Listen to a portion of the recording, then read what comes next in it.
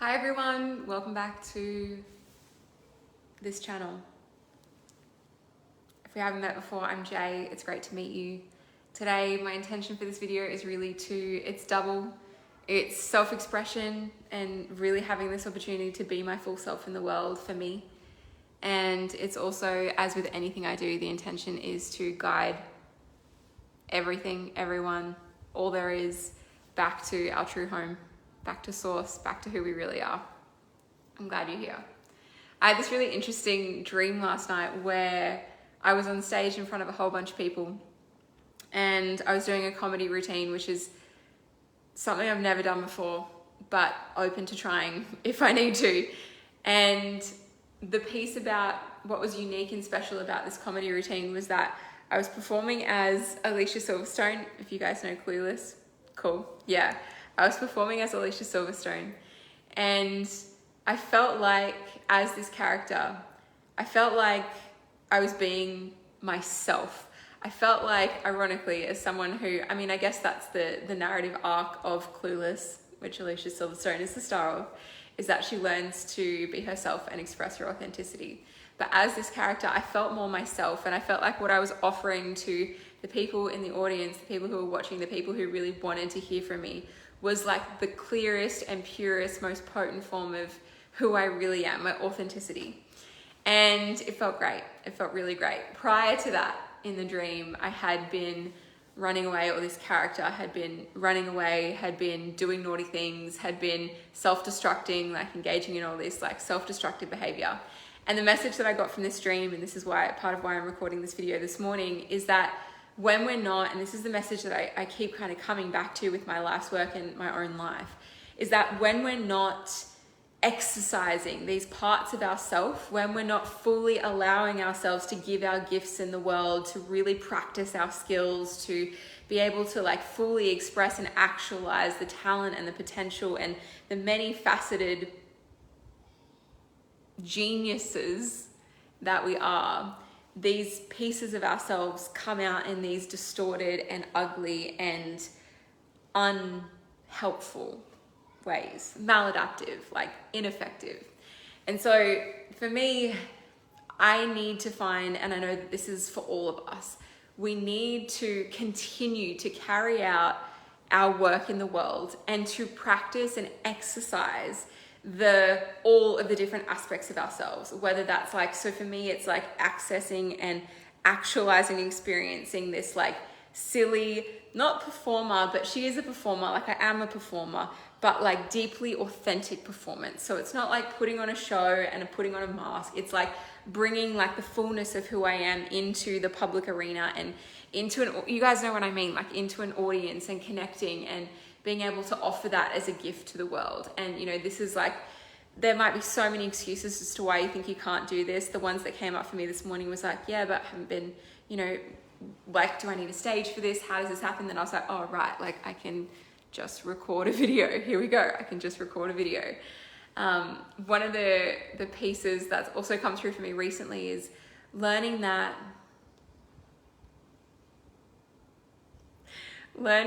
the people that I'm connecting with, and this is really helpful for overcoming if you have any fear around it, you might not, but I'm guessing that you probably do, maybe, is remembering that the people that you're connecting with, you're actually already connected to. And I was reading this in A Return to Love, which is a beautiful book. It's one of my favorites that I've been using to kind of help me reorient around the truth of who I really am. And in the book, it talks about how it's a reflection on A Course in Miracles, which is a spiritual text. And the book talks about how you're not actually seeking to make a connection when you're speaking or you're talking, you're interacting, building a relationship. You already are connected. And so when you go into any connection, when you show up to record a video, when you show up to say hello to someone on the street, coming in with the mindset and the remembrance of the truth, we are already joined. We are already connected. And knowing that, it creates a completely different access point to be able to then like communicate with the people in front of you. Because rather than thinking of it as like, oh, I need to kind of pierce this barrier, I need to get over this like bridge or this, this divide between us, you acknowledge that there is no divide. And so all of a sudden we're already connected, we're already joined. And this is the same with like, you know, all of us on this, you know, listening to this video right now. You and I are already connected. You're already joined. We're already joined. There is less pressure on me to communicate everything perfectly, to over-explain, which I have had a tendency to do in the past, or to feel like I need to kind of pour out like overgive. I don't need to overgive, because you can already feel me and I can already feel you. You can, so much of this communication that's happening between us right now it's energetic. You can feel me. We're already communicating. So I don't have to pour so much. And this is, I mean, I've had so much, I've exhausted myself trying to express myself. I've written a book, I've done all, like I've, you know, poured out my heart and my mind and my body and my soul into videos and blogs and courses and ebooks and all of these. It's beautiful. Don't get me wrong, it's beautiful. But knowing this and having this truth now embedded in my system and coming at it from this angle takes so much pressure off and really eases the burden. And it allows me to retain my own sense of energy and retain my own sense of self without feeling like I need to show up and give it all completely, like pour it all out till I'm empty and have nothing left. Because whoever's watching this video right now, it's really interesting, because when I'm communicating with a single person, it's a lot easier because you know that person in front of me, okay, cool, you and I are already joined, I get that. Coming onto social media is a little bit different, because there's a part of my, like I don't consciously don't know how many people are going to see this video or who those people are. So it's kind of like I need to expand my awareness of what's possible to include like the whole world and the whole planet. And this is interesting, and I'm kind of figuring this out with social media at the moment, because I've just taken myself off.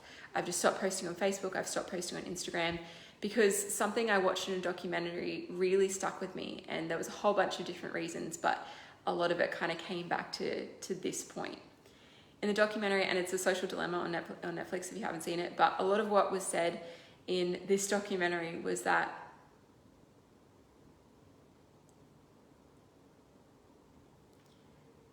when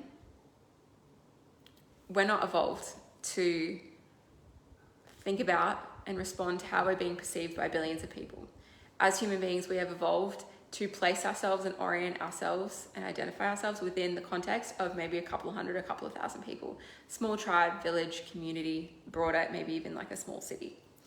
When you factor in the fact that you could be theoretically talking to, you have an audience of hundreds of thousands, there could be, you know, potentially hundreds of thousands of people scrolling past your video. There's like 2 billion people, I think, on the internet or on social media. Maybe that's the statistic. The feedback loops that you're getting and the damage that it's causing to be in that arena and relating to yourself through the lenses, or even through the potential like theoretical lenses, because sometimes it's not actually the people's perceptions that are coming back to you, it's just your thoughts about what people's perceptions might be that are coming back to you, is really corrupting and corrosive to our sense of self, to our true sense of self. Because if you think about it, part of our sense of self is developed by exploring the world around us and by thinking and really noticing how and who we are in relation to what is around us. Like, I believe our sense of self is developed fully, and, you know, it's developed internally, absolutely. And there's an element of like, your sense of self is developed as you start to move through the world and you see who you are in contrast, in comparison to other people. This is a healthy thing. Where it becomes unhealthy is when you use that compare and contrast to then place yourself either on a pedestal or beneath, you know, as like higher or lower than, you know, the people that you're comparing and contrasting to. So there's a healthy way to do it and there's an unhealthy way to do it. But I mean, as I was playing in the realm of social media, I realized that I felt deluded. I felt deluded and diluted. I felt like my sense of self was becoming scattered. It was like I forgot who I really was because I was seeing myself, or kind of like lost in this hallucinatory, illusory maze of who I thought I was in relation to the hundreds of thousands of people that I was interacting with virtually every single day. And I mean that in the sense of like scrolling through videos, right? Like you're scrolling on TikTok, you're scrolling on Instagram, you know, it might take you 3 seconds to go past an Instagram post. There's a part of you that's interacting with that, and it's like this web and this matrix, and it's like not even actually real. But my sense of self was kind of getting caught up in that. And so I've just stepped back. And I've just said, no. I need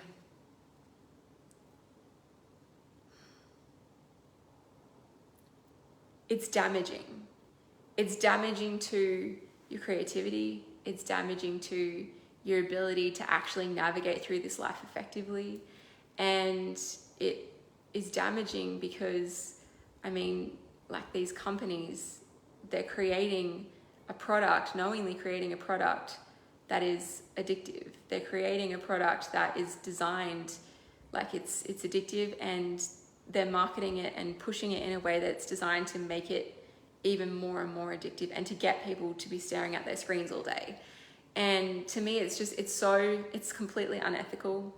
It's completely, I mean, it's the most self-defeating behavior, because the people that are creating these things and they said this in the documentary, The Social Dilemma, if you haven't seen it, but they've said it in the doco that like, and this is all kind of self-defeating mechanisms, or, you know, parts of the self, the human, the psyche, the ego. They will eventually, if they are allowed to continue, they destroy themselves. Like these people are getting themselves hooked. They're getting their children hooked, which then in turn like creates a cycle of destruction in their families. Like we have the opportunity now to change this, to extricate ourselves from this, and to be able to reverse this cycle. And this is what I've done in my own life, to bring myself back to, okay, my sense of self has got to come from me, and it's got to be strong and solid within myself, within like, you know, my internal system. And then from there, I can start to move in the world in a more effective way. I feel like the reality that I was experiencing really woke me up to the destructive impacts that social media was having on my life. And, you know, I'm 32 years old. I am living with my mum. Like there's so many things that weren't where I wanted them to be.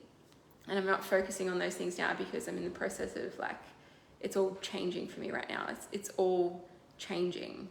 And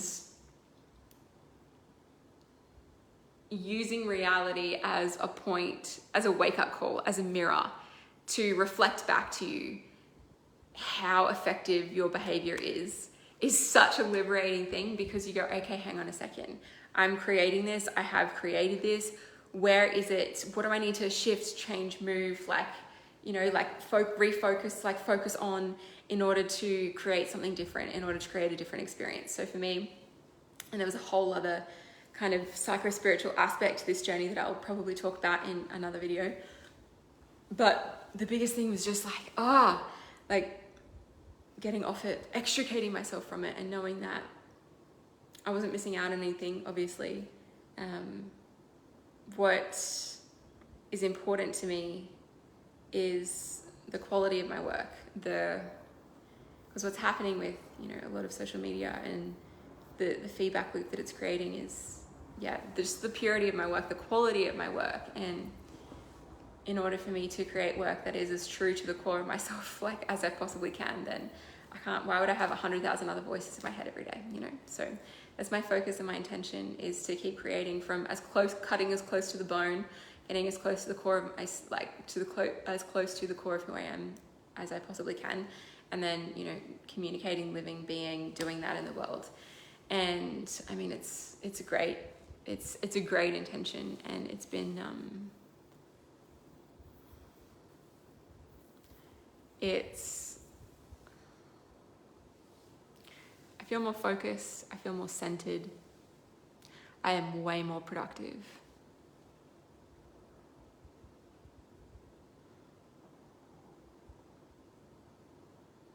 feel more